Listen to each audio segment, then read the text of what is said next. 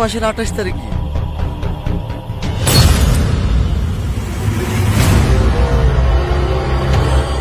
শালা শালাকে পরীক্ষা চাকরি দেওয়ার লাগে আমি আব্বাকে বলি এমপি কাছে পর্যন্ত গেছি। যত টাকা ঘুষ লেগেছে সব আমি দিয়েছি, শুধু তার শালকে পাওয়ার আশায়।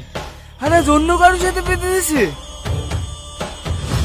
আজিজ, তুই আমাকে ভুল বুঝছিস ভাই, সত্যি আমার কিছু করার নাই। এ করার নাই? এ পোশাকটা কিসের জন্য আছে? Serial leggings? শোন, বিয়া শুধু আমার, ওর যদি অন্য কারোর সাথে বিয়ে হয় না আমি তো মরবই, তার আগে তোকে শেষ করব। আজিজ, তুই একটু শান্ত হ ভাই, আমাকে আর একটু সময় দে, আমি কিছু একটা ব্যবস্থা করছি। হ্যাঁ তাড়াতাড়ি।